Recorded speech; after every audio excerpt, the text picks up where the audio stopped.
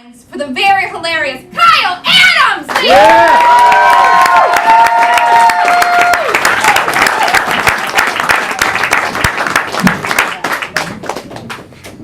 My name is Kyle. It's a very common name, and at my job there are two other Kyles. I'm not a big fan of that because I have a sneaking suspicion that I'm Fat Kyle. Neither confirm nor deny that. They won't say it to my face. But I know that I'm Fat Kyle because people text behind me at work to hide from the managers. I also know that I'm Fat Kyle because in middle school I hung out with another Kyle and he was referred to as Sexy Kyle. And I was just regular old Kyle. I actually got my name because I was supposed to be twins. It was supposed to be Kyle and Karen, Karen and Kyle. But here's the thing about my twin sister Karen. She was a tumor in my mom's belly, about exactly fetus sized, and hence the confusion. And it's funny to me because the people who are against Planned Parenthood, their number one argument is, you can't get rid of the baby, it's got fingernails. But Karen was a teratoma, so she was probably full of fingernails. They got rid of her anyways. Just think of the glamour shots we missed out on. Like seriously. Like me and the tumor on a giant letter block. Matching bonnets. My Christmas card. I don't know. I'm just surprised I'm the sperm that made it, to be honest. I don't know what happened to my ambition. All gone in one shot. And that I can't even say that was my accomplishment. That was my dad's accomplishment, you know? I can't ride my dad's cumtails forever, you know? Can't be riding daddy's cumtails. My favorite new stupid thing to say. I've been drinking a lot of Mountain Dew because I want to kill all of my sperm. I want to eradicate them. I'm just worried that I'm like, what's the over-under that I'm going to end up with diabetes before I kill all my sperm? What's the over-under there? Like, and I'm worried that I'm going to go to the doctor and they're like, you know, I'm looking at your sperm here and they're building a tiny little half pipe in your urethra, sir. You know that, right? Like, you got GoPros on their globy little heads. Throwing up the hang loose sign. It's like, I don't know how they learned that. I went to Hawaii, and in Hawaii they had condoms with Hawaiian phrases on them. And one of the Hawaiian phrases, of course, is hang loose. And they sell condoms in Hawaii that say hang loose on them. You don't want a condom to hang loose. That's how really chill babies are made.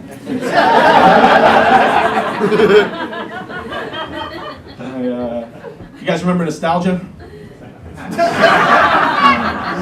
It's not, millennials, it's like all we have to look forward to. Like, we don't develop personalities, we just buy t-shirts of things we like. And, awesome t-shirt, bro.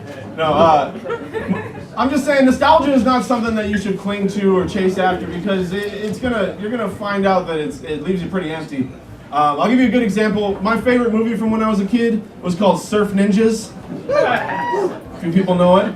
Not to be confused with Three Ninjas or Ninja Turtles, even though it shared all the same dialogue. And my memory of this movie is there's a red-haired man in this movie, and he is absolutely charismatic, and every scene that he's in is nuanced, and he's hilarious.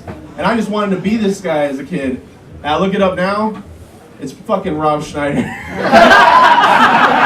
Because I wanted to set the bar at middle. I wanted to be Rob Schneider as a kid. I'll give you another good example.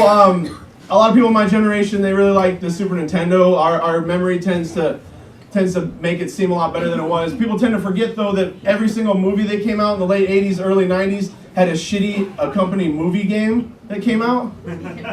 My favorite shitty movie game was What's Eating Gilbert Grape the Game. Didn't have any like bosses or villains in it, just personal demons.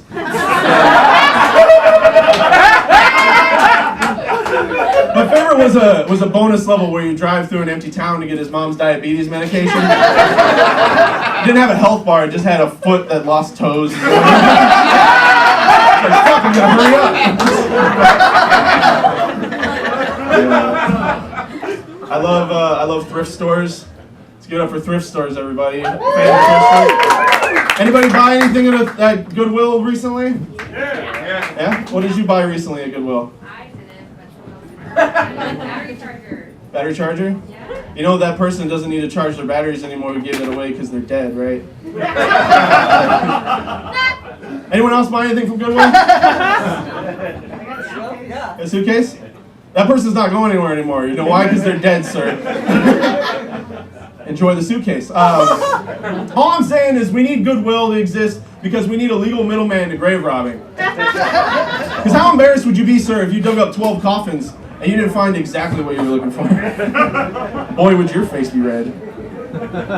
All I'm saying is we need to...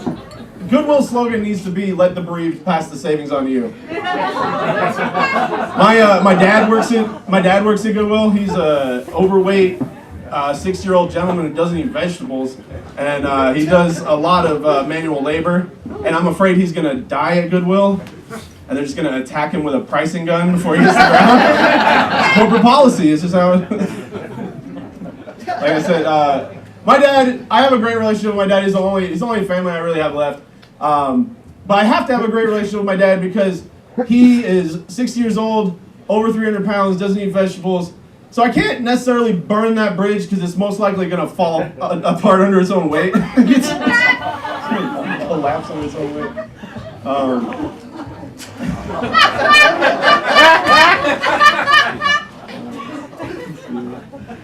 I grew up in Florida, unfortunately.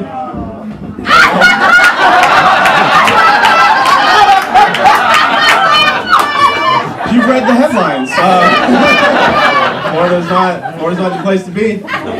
When you grow up in Florida, you have a racist grandfather. That's just how the dice are rolled. I had no choice in the matter. My racist grandfather, he saw me playing with a Michael Jordan doll that talked, and he looked me in my 8-year-old eyes and he told me I was going to grow up to be a gay race mixer. I had no idea what that meant. I just like Space Jam. Don't know what that dickhead was talking about. I was thinking about it though. What is a gay race mixer? That's just a really awesome party that I am not invited to. Nobody wants me there. It happens on a boat, I assume. It's a bunch of beautiful men of all shades of color wearing all white for the contrast. Neon wristbands. I don't know. And it's funny because in the adjacent room, my cousins were playing with wrestling dolls from the 90s. And if you remember those are the most homoerotic thing I've ever seen in my life. They've got those pecs that jut out so you could rub your thumbs on them. Their arms are made out of used dildo rubber. They snap back. And my cousins had these in their mouths. But I'm the one who had to have a little sit down with Grandpa. So you can tell where the real problem really lies. Like I said, I grew up in Florida, so I was around toxic masculinity a lot. I was a very sensitive boy under a hot sun, so I cried a lot. Got me in front a lot for crying, and it makes me feel like I have an expertise on toxic masculinity. So what I want to do is I want to start a Netflix documentary series on toxic masculinity, and the first episode is going to be called I'm Bald, and now it's your problem. Second episode, no man is an island except for me. I'm the biggest and best fucking island you've ever seen. It's your party, you can cry if you want to, but everyone's gonna call you gay afterwards. And the final and most crucial episode, high fives and why they should hurt. Thank you for your time.